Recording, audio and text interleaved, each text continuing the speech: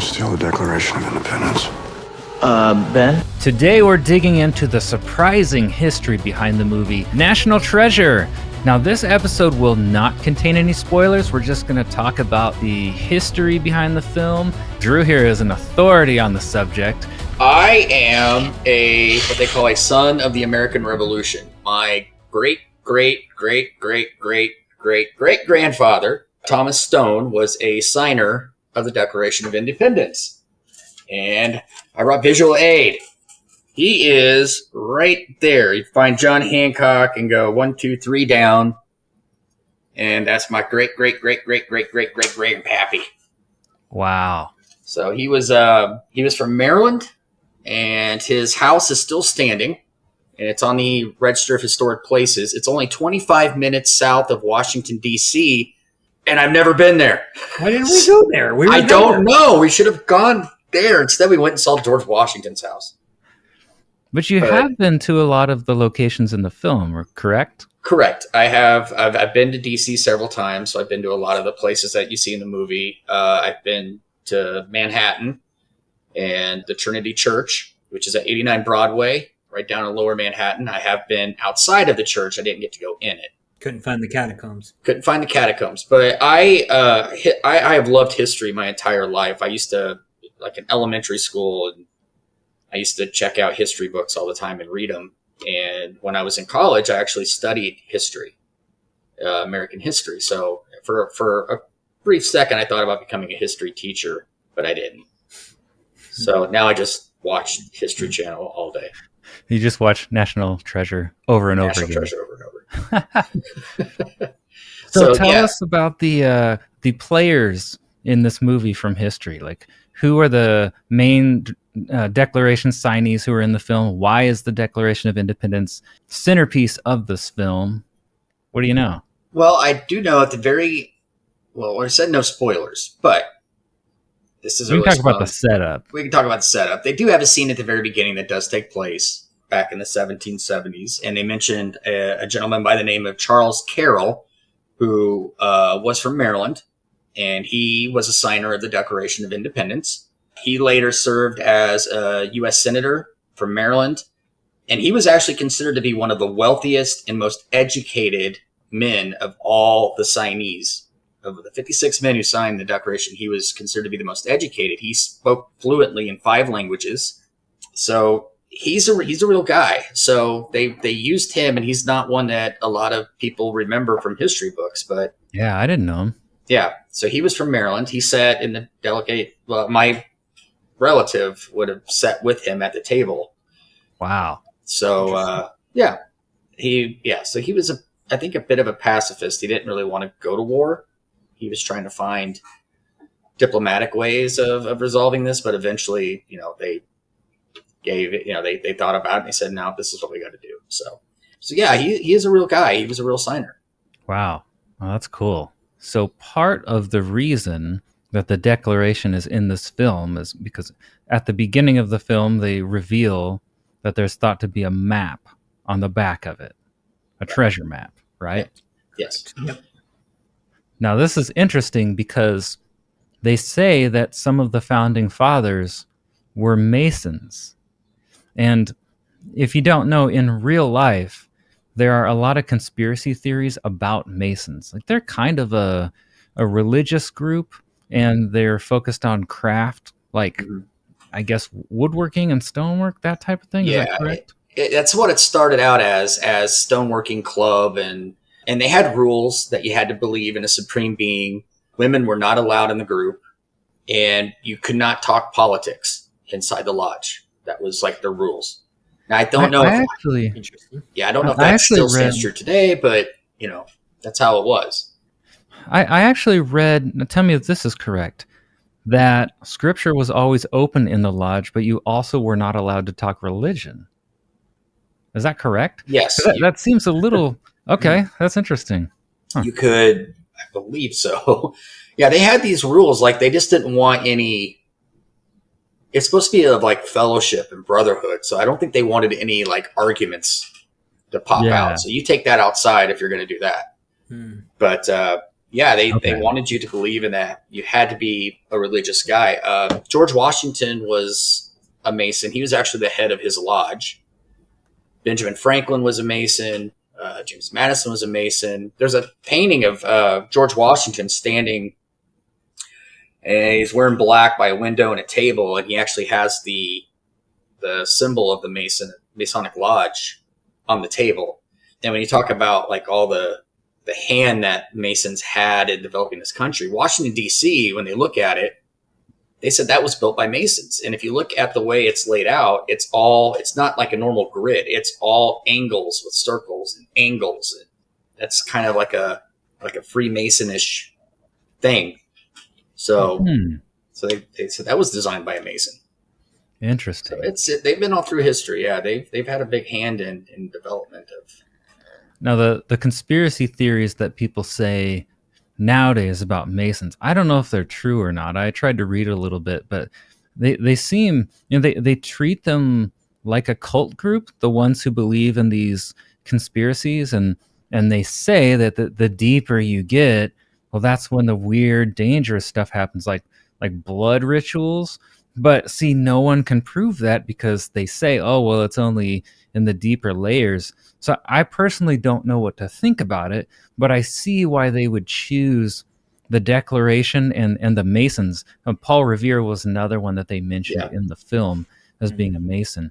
See, a real life group that has some mystery and some actual conspiracy theories around them is ripe to create some kind of movie conspiracy about a treasure map. So I thought that was smart of the film to pick a real life group that actually has mystery surrounding them. Yeah, I know a few Masons, and I don't know. I know that you have to be a member to go in. Then they talk about the initiation process, but they've been pretty secretive about what they do. I don't know if it's blood rituals or anything like that, but I think it's like any other club. It's just, we have our thing, and this is what we do. Yeah, is the blood ritual just like people trying to figure out what they do in there? Because the Masons that I knew, I mean, they're some of the nicest people I know. Like one guy, I was running a fundraiser, and he offered to cook, and he smoked like the best brisket I've ever had, and he donated it all. And I thought, either this guy's not very deep in Masonry, or this stuff's made up. I think half of it's made up. I think a lot of it's just speculation. And well, I couldn't find any hard evidence. So, but it was smart of the movie. It's like, there's all this mystery around them. So the other thing that they tie in here, we've got Masons, we've got the Declaration signers from American history, we've got Solomon's Temple, because the treasure that they're hunting for is from the biblical character Solomon, his temple, and he was thought to be like the wisest man who ever lived. So I'm the biblical theology nerd and mythology nerd, ancient Near Eastern history nerd, all that. That's kind of my jam. So when we got to that segment, I was like, ooh, this is cool. So Solomon, he was known to be the king of Israel during its heyday, basically. So King David is probably the most famous king of Israel, and his son Solomon continued that and was sort of a part of making Israel like very powerful, consolidating political powers. He had 700 wives and 300 concubines. Yeah, I don't know how he possibly saw some of these women like more than once a year, but they were political marriages. For instance, he was trying to make kind of a treaty with Egypt, so he marries their queen, right? So in this film, the treasure they're looking for, when they show it, and they show clips of it at the beginning and at the end, I mean, there's all kinds of stuff in this room. There's a lot of Egyptian treasure and from different cultures in the area, and you're probably thinking like, what is this stuff doing here? Like, we're talking about Israel's temple. Why is there all this Egyptian treasure there? Well, it's because Solomon made all these different treaties basically as a way to preserve power. So it actually wasn't necessarily like biblical what he was doing. I mean, he was basically kind of making an empire, which wasn't exactly what like the biblical characters were supposed to be doing according to God. But that's what he did. He got all this stuff and he hoarded it and he put it in the temple. And so that's the treasure that we're looking for. Yeah. I didn't see any women in there though. No, I didn't either. Didn't see any concubines. The mummies could have Okay. been under everything. Oh, yeah, true.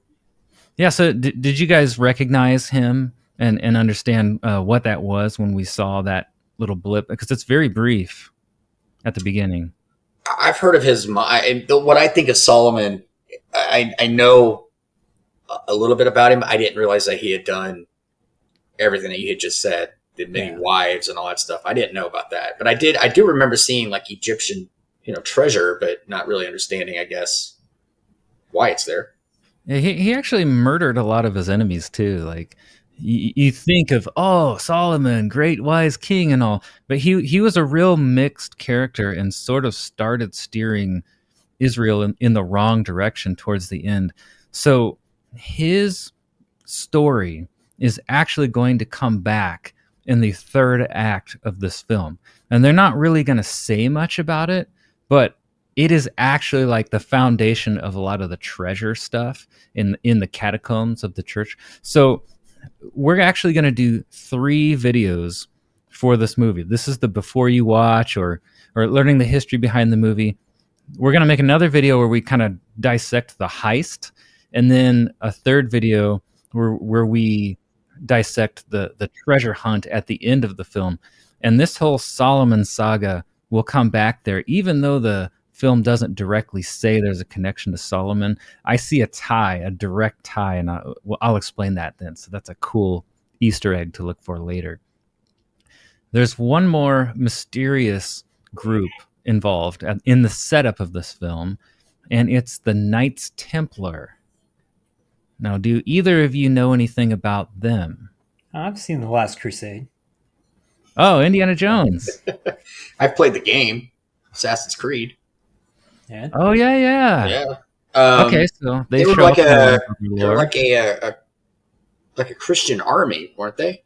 Oh, they were knights. Yeah, Mhm. but I mean, like they were like Christian warriors, and that's what they did. So it seems like the Knights Templar were connected to the Crusades. History.com, they say that the Knights Templar were defenders of the Crusader states. So I don't know that they were necessarily the people going out and on the front, but they were very skilled fighters and forbidden from retreating unless they were significantly outnumbered. So do you guys know anything else about them? No, I just when I think of the Crusades, I just think of trying to find the Holy Grail. Yeah. And they were supposed to protect the Holy Grail forever until the new knight came. Yeah. Yeah. Going movie logic. That's the best I got. I don't have much history, so But you have movie history, not history. Well, the tie to Solomon's Temple and the Knights Templar is the Knights found Solomon's Temple in the film, right? Which is interesting because so Solomon's Temple would have been in Israel. So when they try to go in and protect the Holy Land, or they're crusading and whatnot, that it would make sense that they find this temple and this treasure. And correct me if I'm wrong, at the beginning of the film, did they hide the treasure? Because it was lost at some point. When was the treasure lost? Because here we've got the declaration signees. They're at 17. Yeah, that's 1776 when that was signed. It says so. Okay, so the story that he was being told was talked about. Charles Carroll told his story in 1832 of the treasure hidden in America by the Knights Templar, the Founding Fathers, and the Freemasons. And it doesn't say exactly when it was hidden, but yeah, I mean, it had to have been obviously before 1832, 1776. I mean, it doesn't say the exact date, so Yeah, you're talking 60 years there, so Yeah, I mean 70 somewhere in there. years. Well, a funny question that I have that I just realized. I was like, wait a second. Why in the movie is the treasure at the beginning of the film? It's in America. How did it get to America? Like, I guess they're saying like the Catholic Church must have brought it to America at some point. Do we have an answer for that from the film? Or is that just, we're just I supposed think to assume that somehow it got moved to we America? just believe what they Yeah. say. So they went into the most famous temple. First, I like this movie a lot, just so Yeah. you know. I'm not trying to, Yeah. to rag on it, but they go into the most famous temple in history and take the treasure from the Holy Land in Israel and like loot it and bring it to America. Like that is a pretty big ask. I guess that's just what we have to accept Well, you to got get to into think the if plot. you bring it to America before, back those days, it wasn't really settled. I mean, it'd be a good place to hide something because it wasn't, population wasn't huge. Everybody, you could hide How'd it they get it And over here if they're not even like a on a nation yet? boat. They docked it in New York Harbor, unloaded it, took it Loaded, inside. Yeah. But this is like and it, pre-independence of America. So Yeah. so somehow like the Catholic Church in England got this treasure and they decide they're going to send it with their little colony over to America. They shot it. Yeah, they shipped it over there with the tea and all well, it that. makes sense is because, as America was growing, it was basically a Christian nation, Mhm. all the way up until, later on. So that would be a good place to hide it because the Christians aren't looking for that.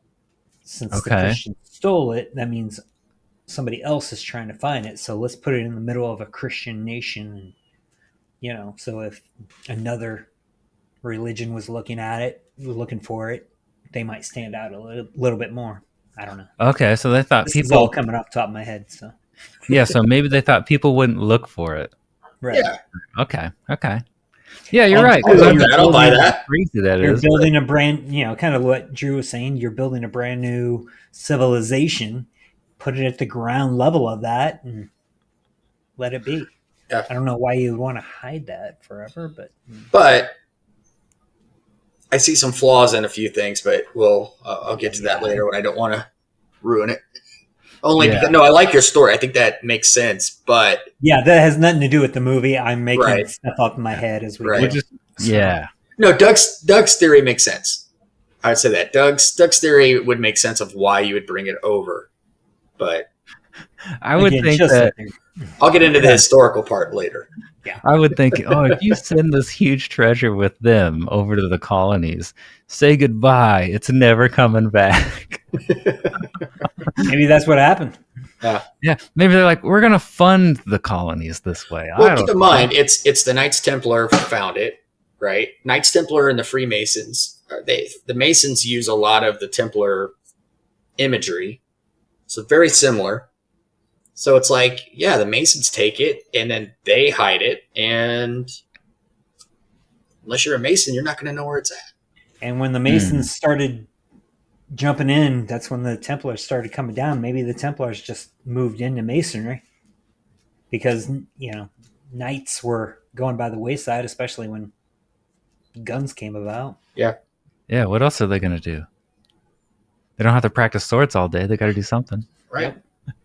So there's one more interesting thing we could get into before our next episode where we get into the plot. It's the mysterious symbols on the dollar, which was also a smart thing for the movie to bring in because, boy, some of those symbols are weird, right? Like, I don't know what they are. There's the incomplete pyramid with the eye on it. I have got answers for you. Very good. So the eye, that is called the Eye of Providence.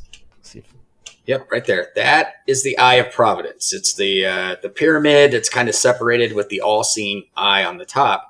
It's basically a symbol, the eye, which is usually in a circle or a triangle or something. It's like the eye of God watching humanity. It's the all-seeing eye. It's God sees everything. And that's why it's on there. Now, if you also notice of that pyramid, there are 13 steps. And those 13 steps obviously symbolize the 13 colonies of America. There is Roman numerals around it. And those Roman numerals say the date 1776. There's a lot of Latin on the dollar bill, e pluribus unum, which stands out, which is out of many, one, or as many states equals one nation. There's, I'm going to probably mispronounce this, annuit coeptus, which is he favors our undertaking. And then there's Novus Ordo Seclorum, which is New Order of the Ages. And it also happens to be the E Pluribus Unum and Annuit Coeptus. They each have 13 letters in them. So those are some of the symbols that are going on in that circle with the half pyramid, all-seeing eye. Ah, that's cool. So were those the only symbols in the film off of money, or were there some other ones off of other symbols? The only other one that you see off of money is on the back of the $100 bill with Independence Hall. Clock. So one final thing, as I'm starting this film, before I was watching it, I was asking myself some questions. I had not seen this movie since it came out in theaters, but I'm a Nicolas Cage authority because he's my favorite actor. So I'm on this mission to watch every Nicolas Cage film ever. And I remembered this being one of his best films. So I was excited when we decided to cover it. But as a film, I had some questions knowing the material in the film about conspiracy theories. One of my questions going into it was, because I couldn't remember very well the plot, how will this movie handle conspiracy theories? Because basically there's kind of two different types of conspiracy theories these days. They're very popular, but some conspiracy theories, they have some evidence that makes them compelling, right? And they don't have a lot of evidence that points away. They can't be proven, right? So a good conspiracy has some kind of meat behind it, I think. But today, there's a lot of conspiracy theories that are basically like wild hunches, right? They're not evidentially based. So I'm thinking about Nicolas Cage's character, Ben Gates, and I'm like, okay, when they write the plot of this film, is there actually going to be evidence? Are there going to be reasons for why he does what he does? Or is this going to be one of those empty conspiracy theories? For instance, a real life one from my city that was going around. I think this was more on a national scale, but there were people in my previous church who they got caught up in this thing thinking that McDonald's was serving hamburgers that had ground up children in them, and they got this email with this information and believed it. And so they started sending it to other people that I knew to warn them, like, oh, don't eat McDonald's, they're killing the children. I'm like, oh my, their burgers are people. Where did you've got to vet this information, right? Like, where did this come from? Right. I wanted to know. Yeah. That never made it over here to Indiana. Okay. So here in Kansas, maybe in the 50s or 60s, there was something weird going on. But well, now that I know more about movies, I'm like, did this person watch the movie Soylent Green? Because isn't that kind of people? Yeah, it's people. Yeah. So it made me laugh. There's a lot of bad conspiracy theories these days, and they're even more prevalent than they were when this film came out. So I'm wanting to know, is this going to be a good conspiracy theory? Because I'm looking for a good, meaty, potentially believable plot. Yeah. And I'm hoping it's not going to be one of these unbelievable conspiracy theories, because that would hurt how I view the film. So that's what I'm thinking going into the movie and what I'm looking for. So I am wondering, was there anything on your minds before you hit play? Not really. I mean, are you talking about like the first time I ever saw it? What was I thinking? I didn't know. Yeah, you probably knew the movie too well at this point. At this point, How about yeah, the I first know. Time? Yeah. I don't think I was really not anything before. I knew that they were going after treasure, but I didn't know anything else about it. But I was really intrigued with the way that they were following clues to get to the next one. And then this clue leads you to this clue. And a lot of what they did, there is some history behind that. Now, they may have stretched it a little bit, or, obviously I had to take some kind of artistic licensing with how things played out. But it does a really good job because it's almost a believable. It is one. It's one you could almost believe because there are historic facts that they mention throughout this movie. I mean, they really got their history pretty well. So, yeah, I could buy this. Yeah.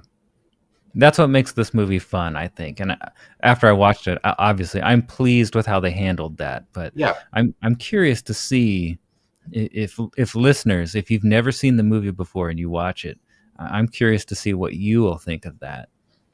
So, and any it came last out at a comments? good time. I think I remember because that movie came out right around Da Vinci Code. Yes. And the book came out, and that was like everyone was talking about. Oh, there's stuff hidden in everything, and I just looked it up. Da Vinci Code came out in 2003. And this the is book, 2004. and this is 2004. So it wasn't like they stole from the Da Vinci Code, right?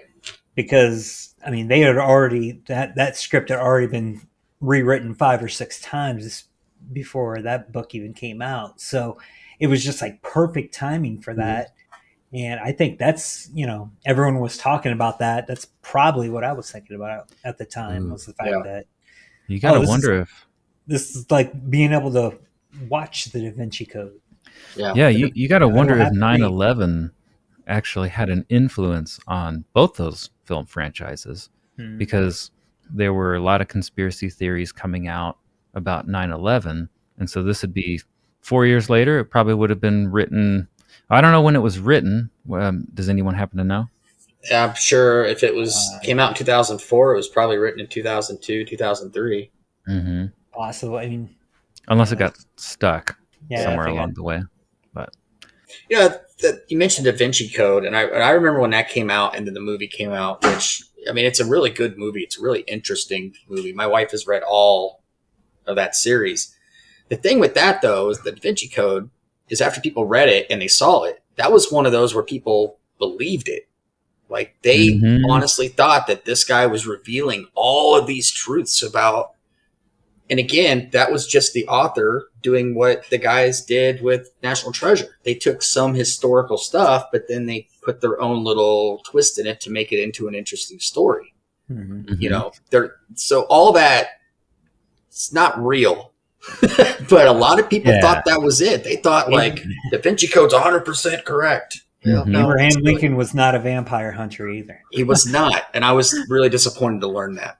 That same thing happened with Blair Witch. And everybody thought that was real. Yeah.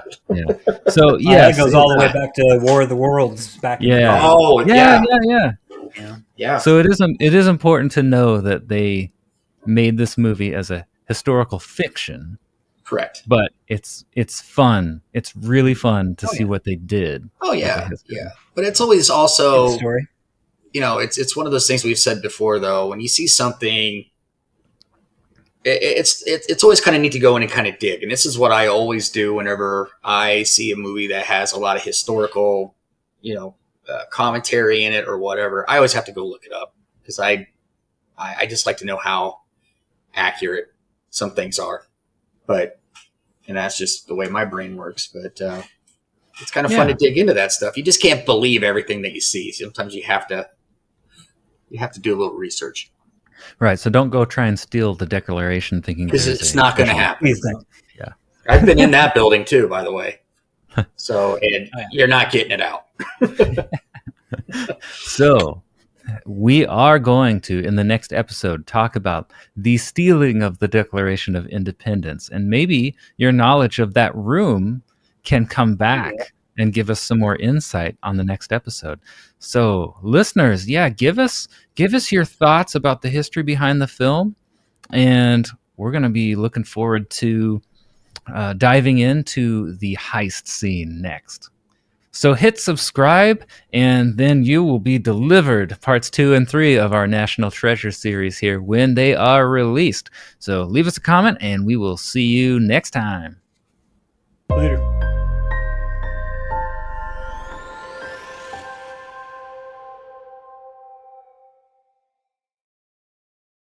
You don't have to spoil the clue, but just say Just something something. with the $100 bill. Nope. Or, I guess you mentioned it already. Maybe we already covered it. I did. I think so. Yeah. Okay. Moving on then. Oh, that's funny. That sucks. I hate that. Oh, there's a blooper.